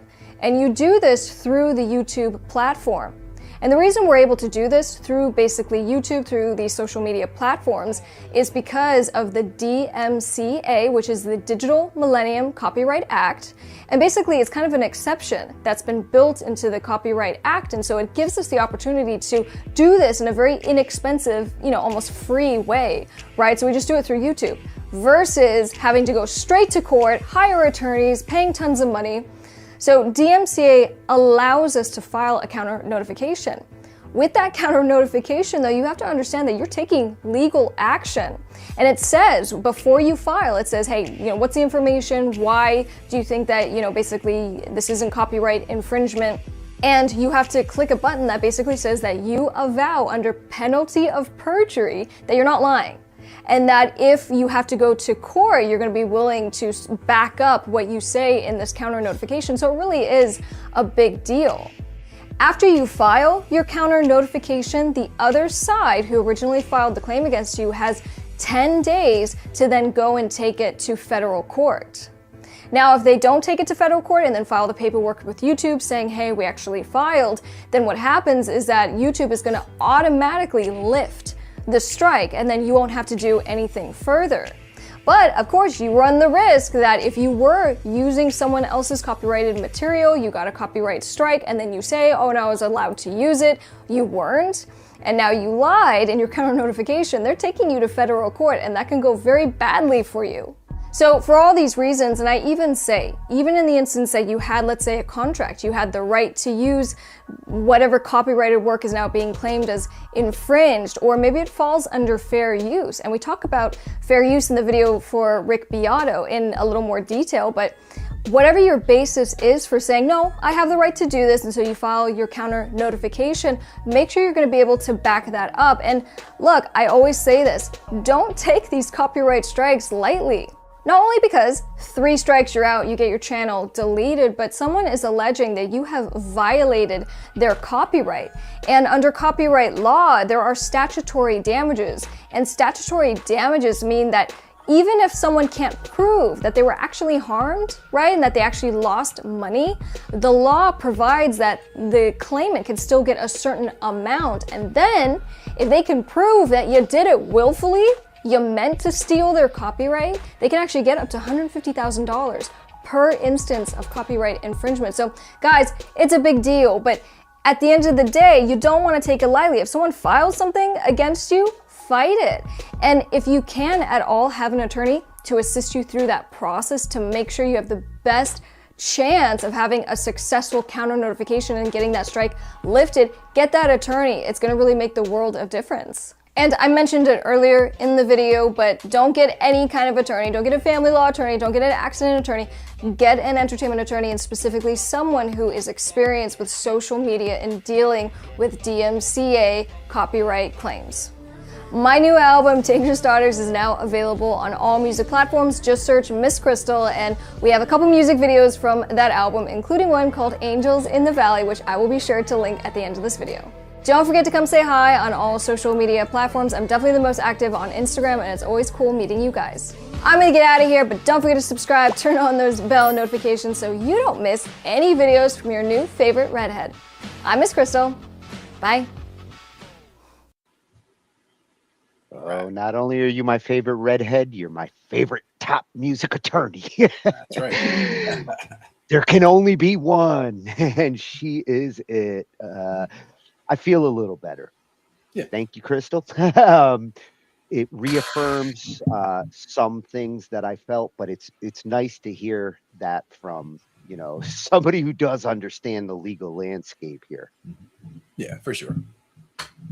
And her emphasis that if you are going to go like the lawyer route, you don't get some accident lawyer for this kind of situation. It doesn't work that way. Got to make sure you get the right tool for the job. No, I think that's solid advice. If anybody out there is going through like what I'm trying to deal with, take those tips. I'm not saying I'm going to go demand. I like how she got me a little fired up there. Like, damn, yes, I am going to demand. I am going to try to do it the Rick nice guy demand approach. And these particular suggestions are going to help me over the next couple of days to do it right when it comes to claim with YouTube and contacting who I need to contact, at least for that third strike. Because that third strike, without it getting removed, there is no Tony Dumont on YouTube anymore. Yeah. Cool that I can still be here, but sucks that I can't actually talk in the chat anymore. I have to use this account. And yeah. See, I want to be me. I'm not much for demands. I'm more of I'll do an emphatic request. That works. It sounds more gentlemanly like. So check out at Top Music Attorney and check out that album she's talking about. It kicks ass. I've listened to all of it, and the videos are incredible. Her video work is as impressive as her channel. Nice. So for our last one, Sound Tricks. This one I really wanted to include because I hadn't found anything else out there to help proactively avoid these kinds of situations. It's one thing to find out 5 years later, and now I'm reacting, but it would be nice if I was to continue doing these covers and things like that, if there's something that could help to double check before you go doing a bunch of work and then have to throw it away because YouTube said no. I'd rather not spend the time doing it if I'm going to know ahead of time. Yeah, for sure. So at Soundtricks on YouTube, Freshy channel. Really surprised that copyright strike. Don Henley's lawyers. Oh, I'm going back because I definitely want to know what they say. And the bands that strike, and a great solution is the one that fits tonight's conversation for me. It's the last thing I need to know before I go dealing with what I need to deal with. So bands that copyright strike, and a great solution. Now, it's not a free solution, but at the same time, it seems to work. And if you are going to try to make money from your covers and things like that, it might be worth spending a little money just to make sure that you don't get sued. Yeah, for sure. After receiving my first copyright strike for a YouTube cover I did, I desperately needed to find out two things. Number one, which bands do I have to be aware of? And number two, how can I legally continue to cover these great songs? And I found a solution. Let's discuss. So to set the stage, I received a copyright strike for covering End of the Innocents by Don Henley. And his lawyers took down the song and placed a strike, but that whole story in the video up here, because now we're talking about solutions. So my first thought after receiving the strike was, oh my gosh, what other bands could possibly strike my channel? Because within YouTube's strike policy, you only have 3 strikes and then your channel gets taken down. So I went on a little research mission to find out which bands you have to be aware of.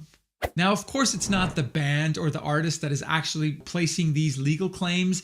It's the record labels, the Sonys, the UMGs, etc., that take care of the copyright. And a very important note, I am all for copyright monetization, and that's what YouTube does nowadays. As soon as you upload a cover song, YouTube recognizes it and makes sure that any money made gets sent straight to the copyright holder. But the following bands have been found to place strikes, even though the video was monetized. Let's take a look. So we've got the Cars. Rick Beato was striked by the Cars. We've got the Rolling Stones, Simon and Garfunkel, Fleetwood Mac, Guns N' Roses, Eagles, and of course my favorite, Don Henley, who seems to be leading the charge in this regard. And a little call to action: if you have done a cover song and it was striked, please write it down in the comments and share it so we can all kind of learn from each other.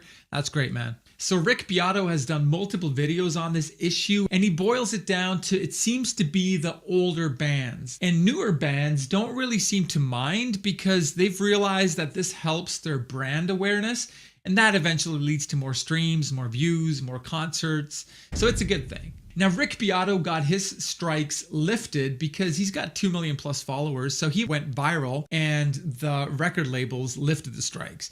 But what do you do? What do I do when we receive strikes and we don't have a following like Rick Beato? And that brings us to question number 2. How can you cover songs legally? Okay, and just to place this right off the bat, I have no connection, no affiliate, nothing whatsoever with this database. I found it, I love it, I use it. So this is wearethehits.com, short WAT. So WAT has partnerships and deals in place with the record labels, and they basically connect the dots between you as an artist covering a song, the record label or the copyright holder, and then the whole bunch of legal stuff that happens in between. They cover that. So let's take a look at how this works within 3 steps. Step number 1. So before choosing a song, I would then usually go here to the search library and just search the song. So here we'll take a look at a good version. No, not Fricka. Let's look at Africa. And then here I would type in the recording artist, which is Toto. And here we see it is in the database. You can see the composer David Page, Jeff Beccaro, cleared for monetization. I'll get to that. And here, upload a new cover video of this song. Now let's take a look at a bad version. End of, let's just type in that, and then Don Henley, and here you can see no results found. And this would be your first red flag. If you can't find the song in the database, stay away from it. Then we proceed to step number 2. Back to the song here in the example of Africa. Make sure it's the proper song.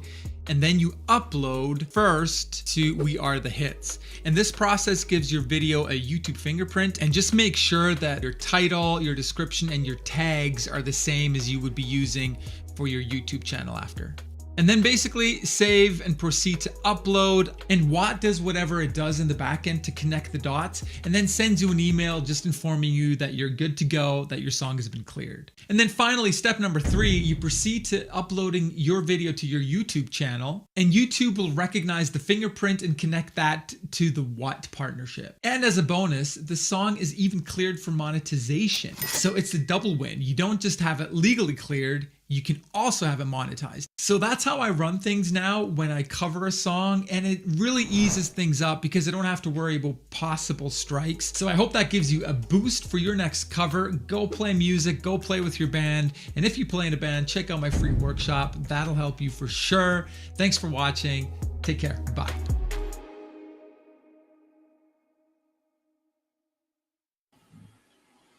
Oh, this is a good trick to know. Yeah.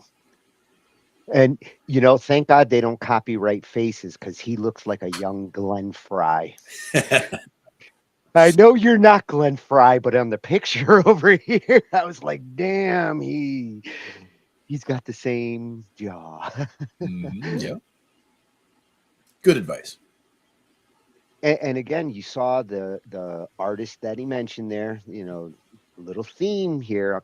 Surprisingly, Bryan wasn't on that. That will have to addend that list depending on how things go. Yeah. Got to get those strikes out of here. But I do like the idea of a database and a service if you want to go beyond. Like he said, if you don't find it in there, then you're kind of... your mileage will vary if you don't find it in there. Yep, for sure. Good to have it clear for monetization, though, and the same thing. Yeah. For channels that are actually trying to monetize, going this route and getting that YouTube ID set up this way so that you don't have to go through the process of uploading it to YouTube. Possibly they don't pick up on something. it gets published and then comes back when somebody else says takedown. Yep. Hate that. Yeah. The only thing that again still concerns me a little is you could have a song that shows up in there and says, okay, you're good to go. And depending on artist rights, like we seen with Bryan Adams when he got his back, if something changes there, and now all of a sudden this is no longer an acceptable song because it changed ownership, that's kind of what ended up biting me in the ass with this. And there are plenty of songs that are hitting that 25, 35 year, all that stuff from the 80s and early 90s that is going to start to shift ownerships possibly. And who knows what other songs and other bands might start popping up on this list. Right now, you're just hearing like the classic rock ones. And I can tell you with the Cars, Rick Ocasek, it's the family of now that's doing it for that situation. Jason, you're going to have to be careful because I know you've gone through a couple of Cars phases as I have, and Let the good times roll. All of these no bands and songs definitely getting taken down on anything that I've got between BandLab and YouTube. Just don't want to deal with it. And with YouTube, if they do give me back my account, which I'm really hoping they will, I'm going to take the Beato approach and say, hey, YouTube, I talked about this last night. If one of you wants to check it out, then maybe I get 5 hours from now my account back without having to go through any bullshit. But we shall see. I feel like I'm too small of a channel. I wish I had 2 million subscribers. Yeah, me too. At Soundtricks, thank you very much for that information. That was a good way to conclude our little rabbit hole here. Oh, Glenn, I'm staring at a wall. There you are. Much better. Now I'm staring at your cabinets. Yeah, they're all right. Yeah, they look good. Well, thank you. I got the drums here. We'll start breaking those out too. Got some sticks. Get those congos from Jeff, and you won't need them. Yeah, it's all right. I don't mind. I could even go with the percussion on the keys if I had to. Yeah, I don't like doing them in that way. Nah.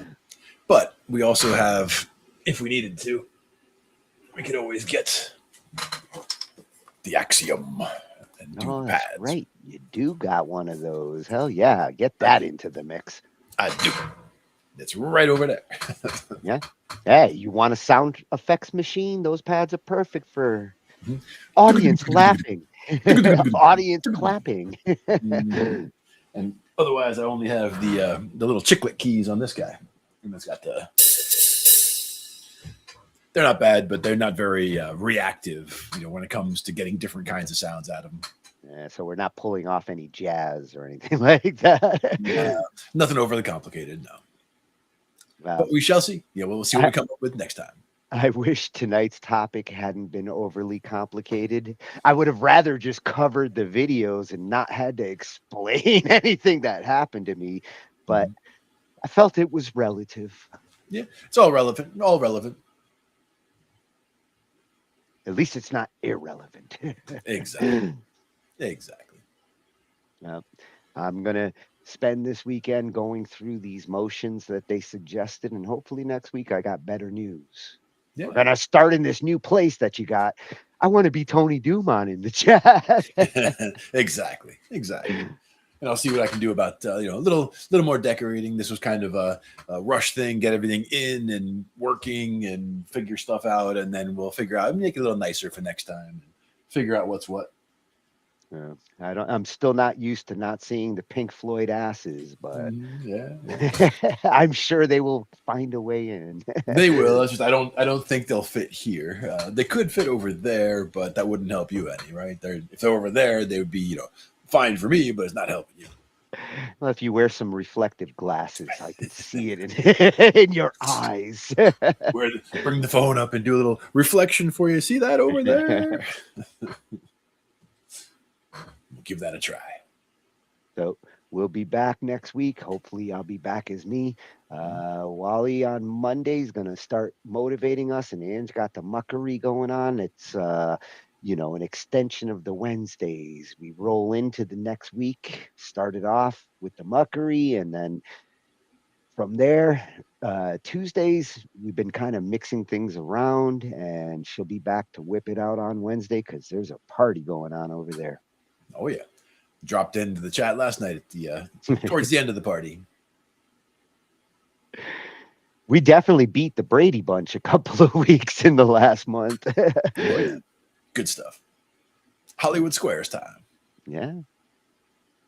So we're going to have to change the name, though. We're not going to copyright anything. Nope.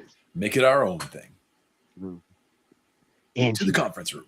Angified Squares. Exactly. We'll see you next week. Take care, everybody. Thank you. Good night, everyone. We cover digital audio workstations and music tools. We explore theory, gear at 82.